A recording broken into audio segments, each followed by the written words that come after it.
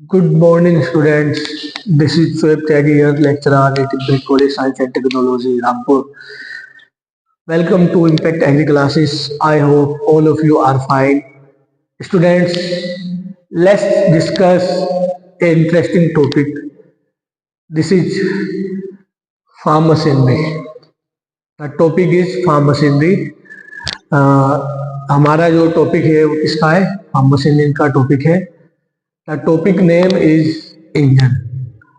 Engine बहुत important, farm machinery का एक बहुत ज़्यादा इम्पोर्टेंट टॉपिक है. मैंने इससे पहले लेक्चर में भी आपको फार्म मशीनरी के इंजन टॉपिक के बारे में आपको डिटेल में बताया था.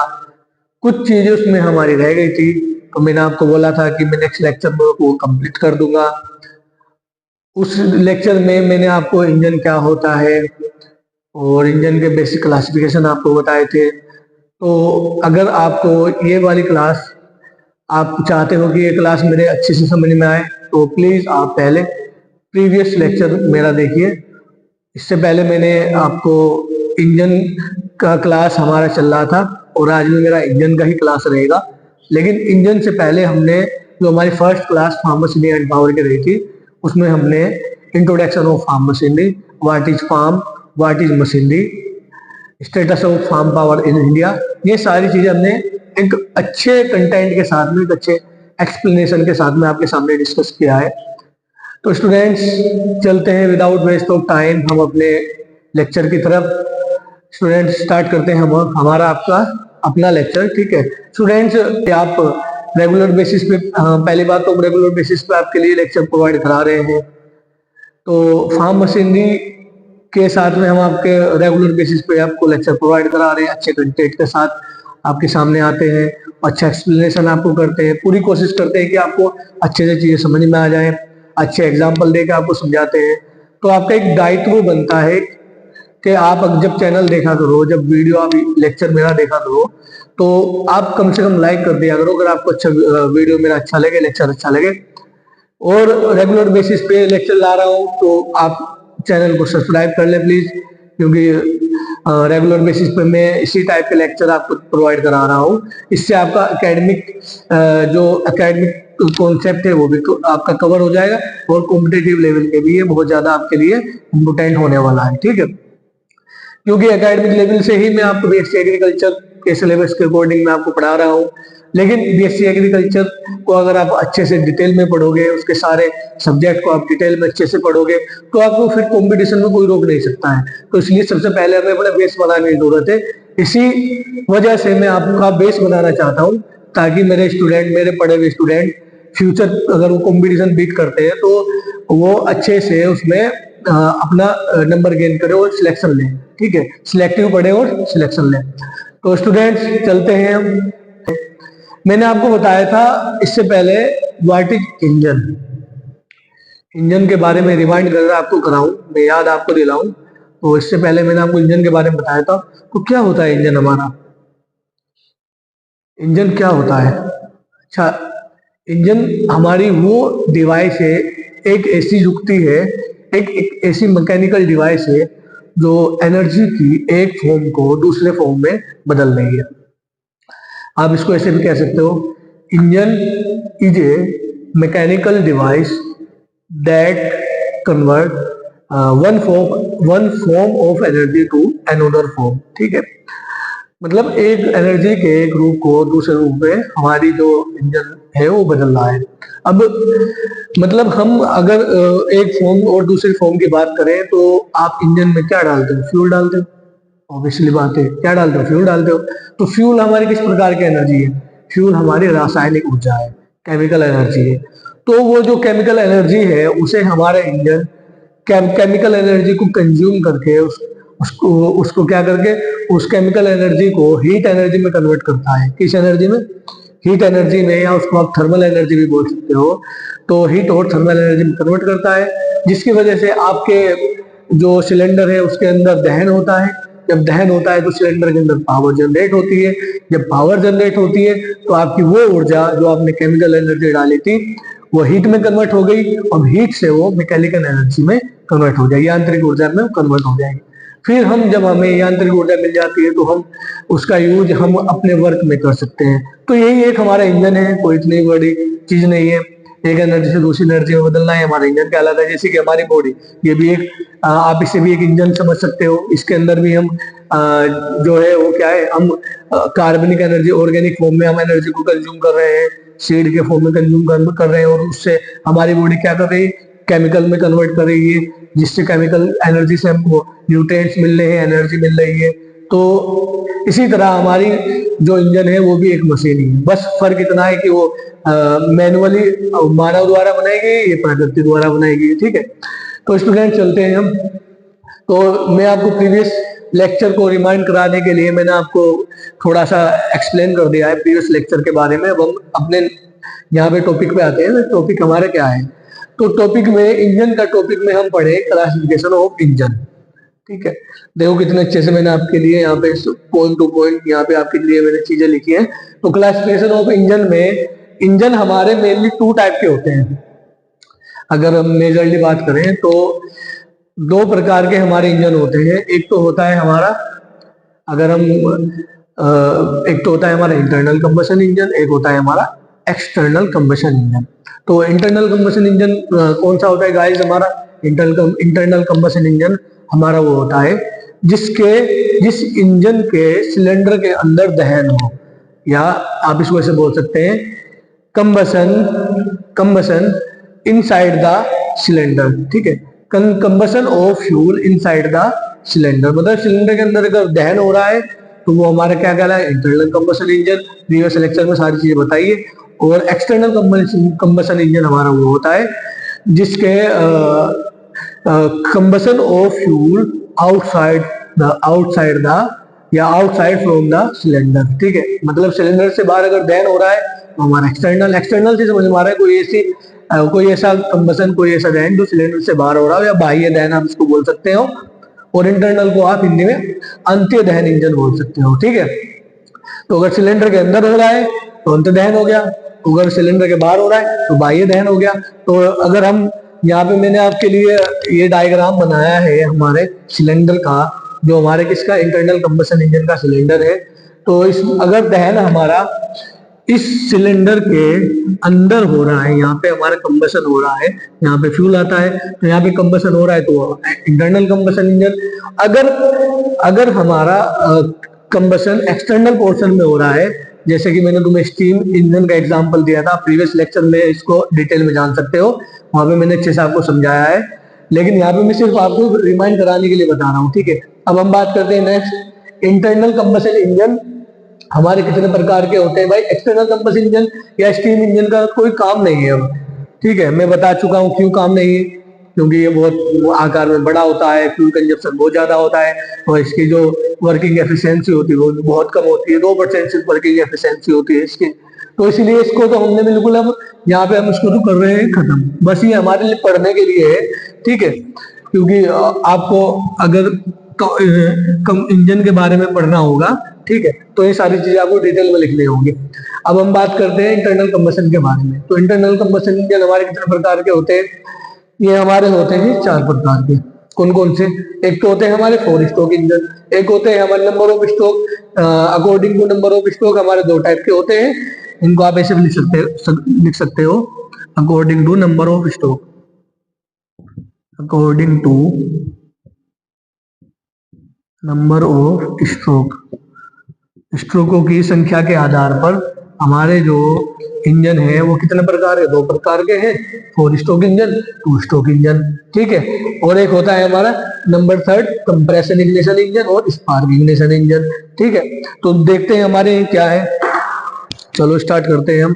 तो हमारा जो 4 स्ट्रोक इंजन है, 4 स्ट्रोक का मतलब ये है कि उस इंजन के अंदर एक बार फ्यूल जलने पर, मतलब सिलेंडर के अंदर एक बार फ्यूल बर्न होने पर हमारा cylinder 4 bar up and down वो हो रहा है। मतलब वो जो उसका पिस्टन का जो मोशन है, पिस्टन की जो गति है, एक बार फ्यूल या एक बार कंबशन होने के बाद वो 4 बार राउंड मार रहा है। ठीक है, 4 बार अप एंड डाउन वो हो रहा है। चलो डायग्राम से समझते हैं। 4 स्ट्रोक इंजन की बात करें तो सबसे पहले इसका स्ट्रोक होता है हमारा, पहले तो मैं आपको बताऊंगा स्ट्रोक हमारा होता क्या है। स्ट्रोक, फिर तभी मैं आपको समझ में आएगा। व्हाट इज स्ट्रोक लिखा है आपके लिए, motion of piston from TDC to BDC, motion of piston from TDC to BDC. तो पिस्टन की गति कहां से, top dead centre to, TDC की full form top dead centre to BDC bottom dead centre. Top dead centre कौन सा है हमारा, ये है हमारा जो हमारे जो सिलेंडर का ऊपरी सिरा है ना, उसको हम बोलेंगे टॉप डेड सेंटर, और जो हमारा निचला सिरा है ये वाला, इसको हम बोलेंगे बॉटम डेड सेंटर। तो हमारे पिस्टन का ऊपर से नीचे मूवमेंट, ये वाला पिस्टन ये से तो मूव करेगा ना ऊपर नीचे, तो पिस्टन का ऊपर से नीचे की तरफ मूवमेंट हमारा क्या कहलाता है, स्ट्रोक कहलाता है। अब जितनी बार ये मूवमेंट करेगा ऊपर से नीचे, अगर एक बार ऊपर से नीचे आया तो एक स्ट्रोक हो गया, फिर नीचे से फिर ऊपर गया तो 2 स्ट्रोक हो गया, फिर ऊपर से नीचे आया तो 3 स्ट्रोक हो गया। इसी तरह हमारे जितनी बार ये ऊपर से नीचे डाउन क्या करेगा, मूवमेंट करेगा, गति करेगा, उतनी हमारी स्ट्रोक की संख्या वहां पे होती चली जाएगी। ठीक है, तो मेनली 4 स्ट्रोक इंजन हम यहाँ पे देख रहे हैं। तो बात करते हैं, हमारा सबसे पहले होता है इनटेक और एडमिशन स्ट्रोक। तो इनटेक और एडमिशन स्ट्रोक में हमारा क्या होता है स्टूडेंट, तो इनटेक स्ट्रोक से ही समझ में आ रहा है कि हमारा जो फर्स्ट स्ट्रोक है, इनटेक स्ट्रोक में हमारा जो ये आपको दिख रहा है ना, यहाँ पे ये होती है हमारी इनलेट मैनिफोल्ड। तो इसके इनलेट मैनिफोल्ड के द्वारा हम क्या करते हैं, जो फ्यूल होता है ना हमारे इंजन का, ठीक है, वो इस इनलेट होल के द्वारा हमारे सिलेंडर के अंदर यहाँ पे आता है। ठीक है, और उस फ्यूल के साथ में हमारी एयर भी मिक्सर होती है। ठीक है, मतलब हवा भी उसके अंदर मिक्स होती है। तो आप बोलेंगे सर हवा का क्या मतलब है, हम तो तेल डालते हैं, डीजल या पेट्रोल डालते हैं, तो हवा तो उसमें नहीं होती है। बेटा अगर हवा नहीं होगी तो कंबशन ही नहीं होगा, दहन ही नहीं होगा, कितना ही आप आग लगा लो। जब तक आपको मैं एक एग्जांपल दे सकता हूँ इसके लिए, आप इसको प्रैक्टिकल भी कर सकते हो। आप एक मोमबत्ती लेना, मोमबत्ती को आप एक गिलास में जलाना, कांच के एक बोल में जलाना उसको, और उसको जलाने के बाद मोमबत्ती को उसके ऊपर उसको एयर टाइट कर देना, ढक देना, और जब तक उसके अंदर ऑक्सीजन रहेगी तब तक वो मोमबत्ती जलती रहेगी। जब उसके अंदर ऑक्सीजन खत्म हो जाएगी तो मोमबत्ती ऑटोमेटिक अपने आप बुझ जाएगी। ठीक है, तो इसीलिए आपको इस एग्जाम्पल से क्या समझ में आया कि हमको दहन के लिए, हमको जलाने के लिए, आग जलाने के लिए हमें किसकी आवश्यकता होती है, ऑक्सीजन की आवश्यकता होती है। तो इसीलिए जो हमारा फ्यूल है उसके साथ में क्या मिक्स होती है, एयर मिक्स होती है। और इंटेक जो स्ट्रोक है हमारा, इंटेक स्ट्रोक हमारा कैसे होता है, इंटेक स्ट्रोक हमारा ऐसे होता है गाइस कि जब हम सेल्फ या किक के माध्यम से अपने इंजन को फोर्स देते हैं, सेल्फ या तो सेल्फ उससे दे सकते हो, आप सेल्फ लगाते हो, इस तरीके से बाइक वगैरह में आप किक मार से आप कर सकते हो। तो जब इस तरीके से आप एक्सटर्नल फोर्स उसके दे रहे हो, तो उस फोर्स से हमारा पहला या इंटेक स्ट्रोक होता है। ठीक है, अब इंटेक स्ट्रोक हुआ हमारा किक या तो किक के द्वारा, या हमारे जो बैटरी वगैरह है उसके अंदर, उसके द्वारा हमने फोर्स दिया तो सिलेंडर हमारा खींच के कहाँ आया, नीचे आया, नीचे यहाँ तक हमारा सिलेंडर आ गया। तो जब ये खींचा तो सिलेंडर ने एक अपने अंदर एक वैक्यूम प्रेशर क्रिएट करा। यहाँ पे क्या किया, वैक्यूम प्रेशर क्रिएट करा। तो वैक्यूम प्रेशर की वजह से जो ये फ्यूल है ना हमारा, ये टंकी से हमारे जिसमें हमने फ्यूल डाला हुआ है उसकी टंकी से ये कहाँ आ गया, सिलेंडर के अंदर आ गया। अब हमारे सिलेंडर कहाँ है, यहाँ पे। ये हमारे स्ट्रोक कौन सा हुआ, इंटेक। पहले मतलब फ्यूल आ गया तो इंटेक स्ट्रोक हो गया हमारा। अब फ्यूल हमारे इसके अंदर पूरी तरीके से भर चुका है, फ्यूल हमारे इसके अंदर भर चुका है। अब एक टर्म होता है इनर्शिया या इलास्टिसिटी। इनर्शिया का मतलब ये है कि कोई भी चीज आप, जैसे रबड़ की बात करेंगे ना, रबड़ को ऐसे खींचोगे छोड़ोगे तो वो वापिस से उसी अवस्था में चली जाएगी जिस अवस्था से आपने उसको खींचा है। तो इसको हम बोलते हैं इलास्टिसिटी या इनर्शिया। अब इलास्टिसिटी के कारण हमारे एक स्ट्रोक तो यहाँ तक, इंटेक स्ट्रोक यहाँ पे हो गया हमारा, लेकिन इलास्टिसिटी के कारण ये फिर दोबारा से कहाँ जाएगा, वापस जाएगा। मतलब हमारी जो क्रैंक है इसको एक बार एक क्रैंक एक स्ट्रोक होगा तो यहाँ आ जाएगा, यहाँ पे हमारा पिस्टन आ जाएगा, नीचे खिसक जाएगा, फिर यहाँ से फिर दोबारा से वापस जाएगा, फिर दोबारा से कहाँ जाएगा, वापस जाएगा। तो जब ये दोबारा से जाएगा, इसके अंदर हमारे इंटेक या एडमिशन स्ट्रोक से आ चुका है यहाँ पे फ्यूल आ चुका है। ठीक है, तो फिर ये दोबारा जाएगा तो उस फ्यूल को क्या करेगा, कंप्रेस करेगा। इसको क्या करेगा, कंप्रेस करेगा, यानी कि इसको दबाएगा।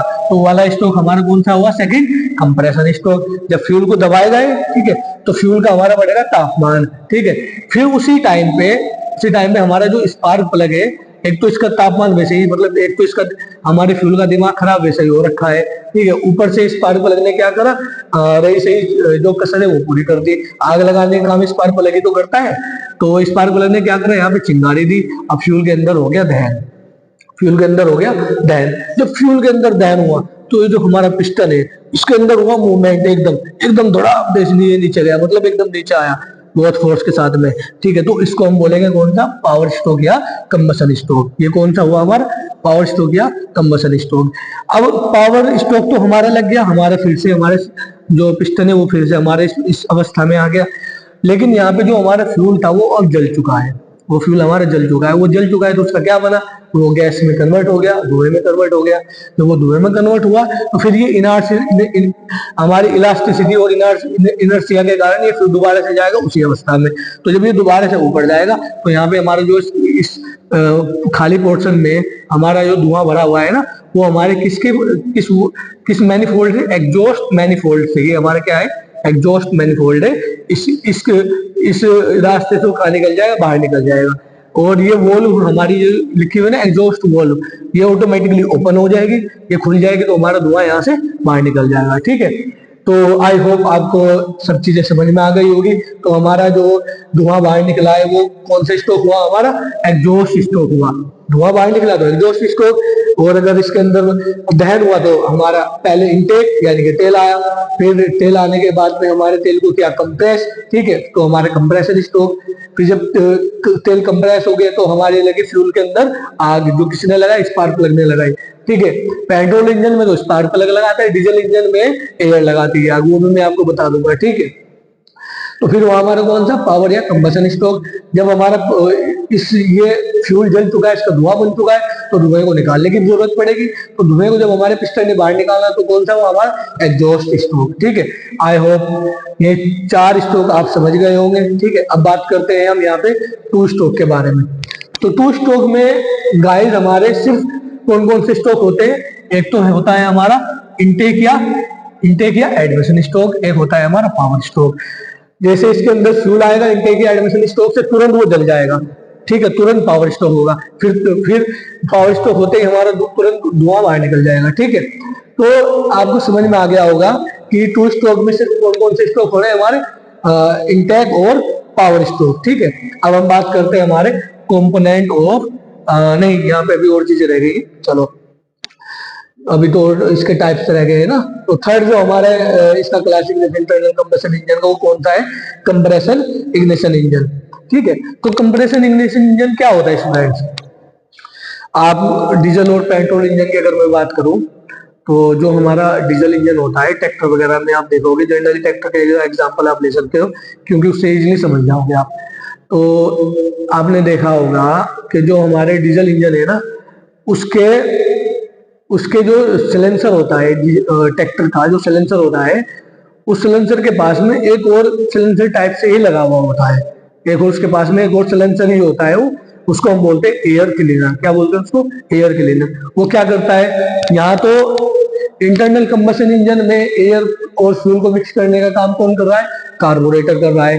लेकिन डीजल इंजन में एयर की जो होती है आवश्यकता ज्यादा, क्योंकि उसके अंदर स्पार्क प्लग नहीं होता है। उसका जो हमारा दहन होता है वो एयर के तापमान अधिक होने की वजह से होता है। कैसे होता है, वो ऐसे होता है कि जैसे आपने यहाँ पे अगर डीजल इंजन की बात करूं तो इनटेक स्ट्रोक में डीजल इंजन में हमारा कौन आता है, फ्यूल नहीं आता है, सिर्फ आती है एयर। कौन क्या आती है, सिर्फ एयर आती है, फ्यूल नहीं आता है हमारा, ठीक है। फिर हमारा उस एयर को कंप्रेस किया जाता है, ठीक है, कंप्रेस किया जाता है। जब हमारी एयर, क्योंकि डीजल इंजन का कंप्रेशन जो रेशियो होता है ना वो बहुत ज्यादा होता है, बहुत चाप देता है, बहुत ज्यादा दबा देता है एयर को। तो एयर जब हमारी बहुत ज्यादा दब जाती है तो उसका तापमान जाता है बढ़, ठीक है, उसका टेम्परेचर बहुत ज्यादा बढ़ जाता है। तो जब हमारे एयर का तापमान बढ़ा, ठीक है, तो फिर हमारा जो डीजल इंजन में जहाँ पे स्पार्क प्लग लगा है ना, यहाँ पे होता है हमारा इंजेक्टर। यहाँ पे क्या होता है, हमारा इंजेक्टर।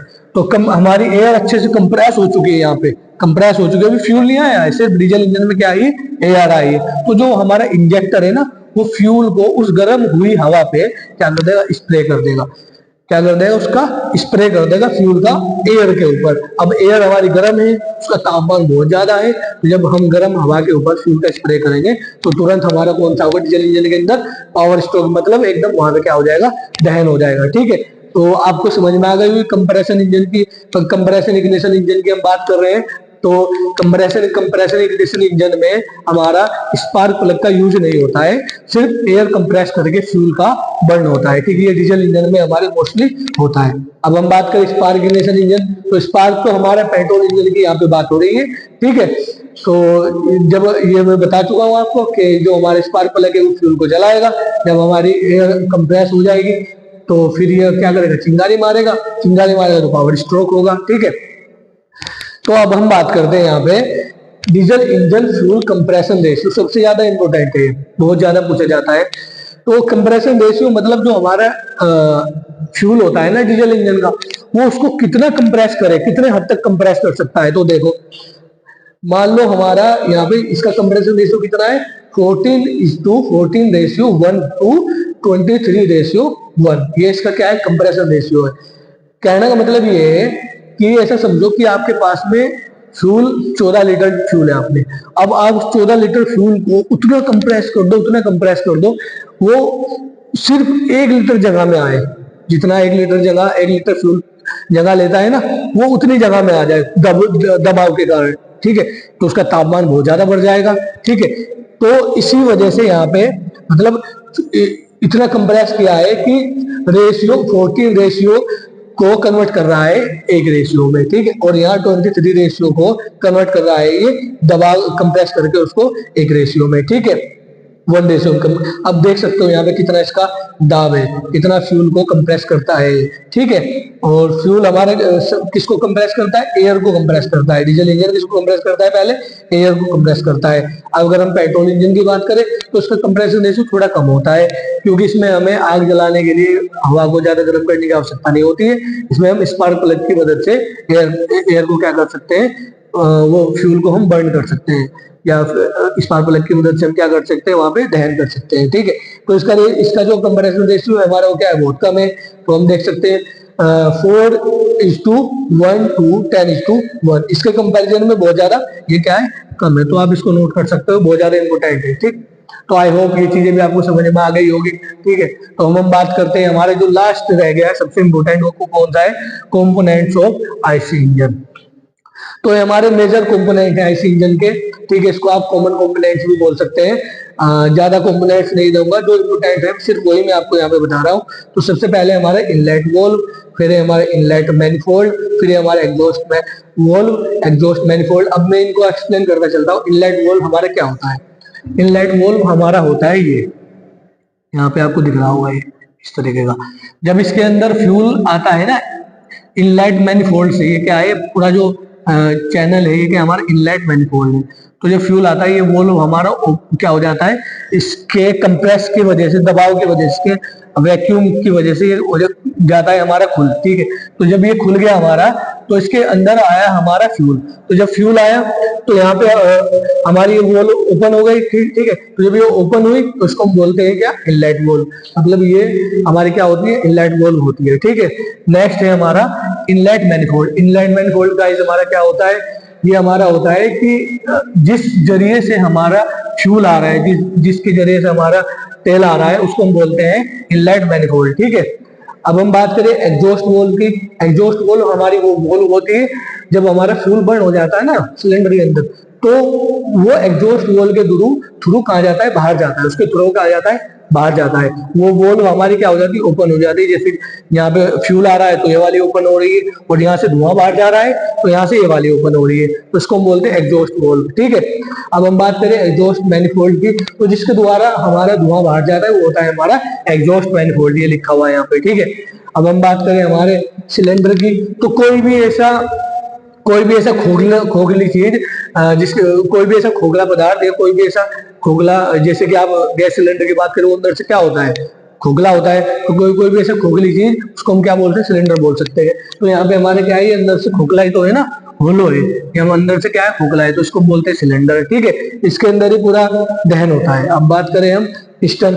पिस्टन का काम क्या होता है, पिस्टन हमारा पिस्टन का काम ये होता है हमारा, वो क्या करता है, रेसिप्रोकेटरी मोशन करता है। क्या करता है, रेसिप्रोकेटरी मोशन करता है, मतलब जो यहाँ पे पावर स्ट्रोक हुआ क्या करता है, यहाँ पे ऊपर नीचे अप एंड डाउन का मोशन करता है। ठीक है, अब हम बात करें यहाँ पे कनेक्टिंग रोड की, तो कनेक्टिंग रोड का काम क्या होता है, कनेक्टिंग रोड कौन सी होती है हमारी, ये कनेक्टिंग रोड है, ये हमारी कौन सी है, ये जो दिख रही है ना, जो पिस्टन को और हमारे पिस्टन को क्रैंक से कनेक्ट कर रही है, तो उसको हम क्या बोलते हैं, कनेक्टिंग रोड। ये लिखा हुआ है यहाँ पे, जो मतलब पिस्टन को हमारे क्रैंक से कनेक्ट करी, वो हमारी कनेक्टिंग रोड होगी। तो ये कनेक्टिंग रोड थोड़ी सी तिरछी लगी हुई होती है, कर्व लगी हुई होती है। क्यों, क्योंकि ये पिस्टन तो मूव कर रहा है हमारा ऊपर नीचे, लेकिन इस पिस्टन को ये जो क्रैंक है हमारी, इसको गति देना है।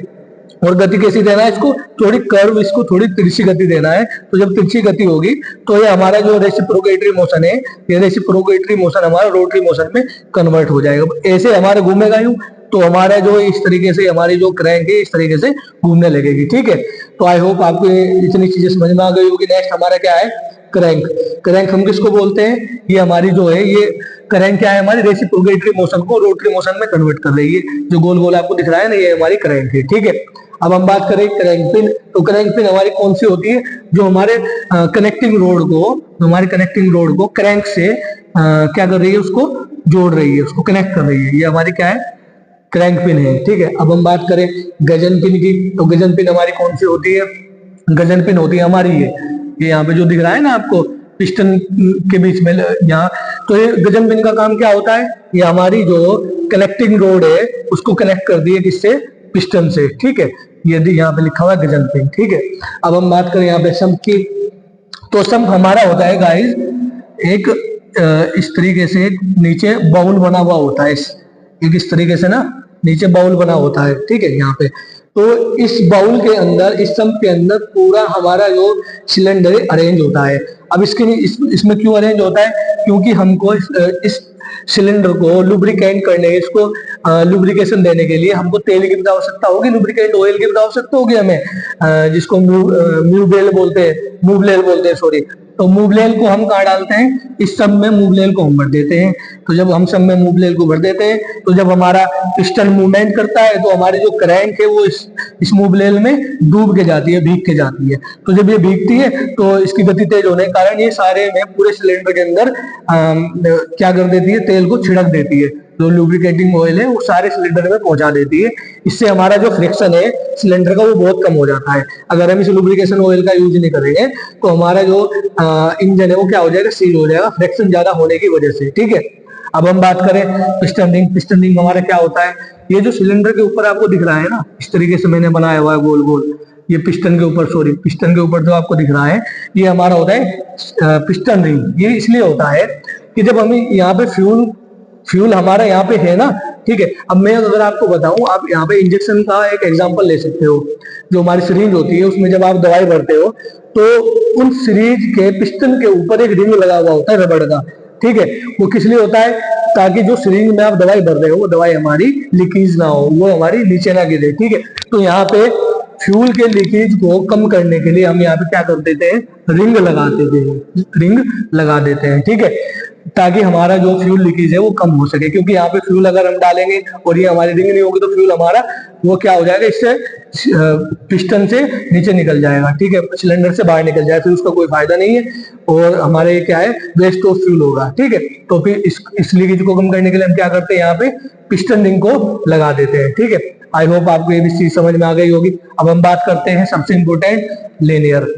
ये लीनियर भी इंजीनियरों के द्वारा लगाए गए, बहुत बढ़िया दिमाग लगाया इंजीनियरों ने, जो हमारे लीनियर है इसको बनाया है। इसका काम क्या होता है, आप जनरली देखते होंगे आपके घरों में जो रजाई होती है, जो आपके तकिए होते हैं ना, जो गद्दे होते हैं, तो उनके ऊपर क्या लगा लेते हो आप, खोल चढ़ा देते हो। खोल क्यों चढ़ा देते हो, कवर चढ़ा देते हो, इसको हम कहते हैं कवर। तो तकिए के ऊपर क्यों कवर चढ़ाते हो आप, और गद्दों के ऊपर क्यों कवर चढ़ाते हो, इसलिए कि हम जो है धूल मिट्टी, हमारे अंदर जो भी गंदगी है वो हमारे डायरेक्ट तकिए पे ना लगे, हमारे खोल को ही वो गंदा करे, ठीक है। तो हम खोल को बदल के क्या कर सकते हैं, उसको धो सकते हैं, धो सकते हैं या उसको चेंज कर सकते हैं। चेंज करना भी आसान है, हम धुल भी सकते हैं, ठीक है। और फिर हमारा जो तकिया है वो फिर नया का नया हमारा हो जाएगा। अब तकिए को धोना तो बहुत मुश्किल है, क्यों? क्योंकि वो धुलेगा तो हमारा खराब हो जाएगा, और खराब हो जाएगा तो फिर दोबारा लेना पड़ेगा, इससे हमारा कॉस्ट बढ़ जाएगा। तो इसीलिए हमारा जो यहाँ पे हमारा जो लगाया जाता है, ये जो आपको दिख रही है ना, ये जो हमारे पिस्टन और सिलेंडर के बीच की जो जगह है, इसके पास में जो दीवार है हमारे सिलेंडर के अंदर की, इसके यहाँ पे हमें लगाया जाता है लाइनर। यहाँ पे एक लाइनर फिट किया जाता है। वो हमारे किसका होता है? लाइनर हमारा कास्टिंग आयरन का बना होता है, ठीक है। तो कास्टिंग आयरन की एक लाइनर यहाँ पे लगा दी जाती है, फिक्स कर दी जाती है इन साइडों में। तो जब हमारा ये हमारा जो पिस्टन है, इसका जो मूवमेंट होगा, भाई तेजी से मूवमेंट करता है, जब इंजन चलता है बहुत तेजी से होता है, ठीक है। तो जब ये तेजी से मूवमेंट करेगा तो यहाँ पे हमारा क्या होगा? फ्रिक्शन होगा। मतलब यहाँ पे क्या होगा? हमारे घर्षण होगा। जब घर्षण होगा तो हमारा ये जो सिलेंडर है ये घिस सकता है। तो पूरे सिलेंडर को चेंज करना एक बहुत खर्च का काम हो गया, ठीक है। तो हम क्या करेंगे, क्योंकि हमने यहाँ पे लगाया है क्या? यहाँ पे लाइनर लगाया है, तो हम सिर्फ क्या घसेंगे? जो हमने लाइनर लगाया ना, सिर्फ ये घसेगी। तो हम लाइनर को उखाड़ देंगे यहाँ से, फिर दूसरी लाइनर हम इजीली यहाँ पे फिट कर देंगे। तो हमारा जो सिलेंडर है उसका यहाँ पे कुछ नहीं बिगड़ेगा, वो हमारे सेफ रहेगा, ठीक है। तो इसको हम बोलते हैं क्या? लाइनर, ठीक है। आपको ये सारी चीजें समझ में आ गई होंगी। ये हमारी क्या है? क्रैंक शाफ्ट है। क्रैंक से जो गति ट्रांसफर हो रही है वो किसको होती है? क्रैंक शाफ्ट पे क्रैंक शाफ्ट को होती है। अब क्रैंक शाफ्ट पे क्या अरेंज होते हैं हमारे? यहाँ पे हमारे पिस्टन, यहाँ पे हमारे सिलेंडर अरेंज होते हैं इस क्रैंक शाफ्ट पे, ठीक है। आप बोल देते हो ना कि दो सिलेंडर इंजन है, 3 सिलेंडर इंजन है, तो जितने भी नंबर ऑफ सिलेंडर आपको अरेंज करने हैं वो आपको क्रैंक शाफ्ट पे अरेंज करने होंगे। क्यों? क्योंकि शाफ्ट आपको इसलिए लगानी होगी क्योंकि अगर आपके पास में 4 सिलेंडर है तो चारों सिलेंडर की अलग अलग गति होगी। भाई अगर हम पहले सिलेंडर की बात करें तो पहले सिलेंडर हमारा पावर स्ट्रोक में, तो दूसरा हमारा किस में होगा? हमारा एग्जॉस्ट स्ट्रोक में होगा। तीसरा हमारा किस में होगा? तीसरा हमारा कंप्रेशन स्ट्रोक में होगा। तो चौथा हमारा किस में होगा? एग्जॉस्ट स्ट्रोक में होगा। तो इसी तरह चारों की हमारी क्या है? गति अलग अलग है। तो चारों की गति को समान करने के लिए, चारों के पावर को समान यूनिफॉर्म करने के लिए इसको किस पे फिट किया जाता है? हमारे क्रैंक शाफ्ट पे फिट किया जाता है, ठीक है। और एक और इम्पोर्टेंट मैं आपको बता दूं, आप नोट कर लेना। आप आइडिया लगा सकते हो कि हमारा जो सिलेंडर होता है ना, उसके अंदर लगभग कितना तापमान हमारा हो जाता होगा, कितना टेम्परेचर हमारा बढ़ जाता होगा। तो अगर मैं बात करूं यहाँ पे, ये लगभग 2500 डिग्री सेल्सियस से 3000 डिग्री सेल्सियस तक तापमान सिलेंडर के अंदर हमारे बढ़ जाता है। तो ये बहुत इंपॉर्टेंट है, आप इसको नोट कर लेना, ठीक है। तो मैंने अच्छे से आपको सारी चीजें यहाँ पे क्या कर दी? एक्सप्लेन कर दी है। आई होप आपको अच्छे से समझ में आ गई होगी। अगर किसी तरह की कोई दिक्कत है तो आप कमेंट बॉक्स में आप बता सकते हो, और किसी तरह का कोई आप चेंज चाहते हो लेक्चर में तो वो भी बता सकते हो। और लेक्चर आपको अच्छा लगे तो आप वीडियो को लाइक कर सकते हो, चैनल को सब्सक्राइब कर सकते हो, ठीक है। और अपने फ्रेंड्स को भी प्लीज ये लेक्चर शेयर कर देना, क्योंकि एकेडमिक स्टडी के लेक्चर इतने ज्यादा मिलते नहीं है, ठीक है। और मैं आपको यहाँ पे सारी चीजें एक्सप्लेन कर रहा हूँ अच्छे से, ठीक है। तो आई होप आप अच्छे समझ गए होंगे। तो मिलते हैं हम आपके अपने नेक्स्ट लेक्चर में, जो हमारा फार्मेसी हिंदी से ही होगा। मैं देखता हूँ क्या टॉपिक आपको नेक्स्ट कराना है फार्मेसी हिंदी से। तो मिलते हैं हम अपने नेक्स्ट लेक्चर में, तब तक के लिए थैंक यू, ठीक है।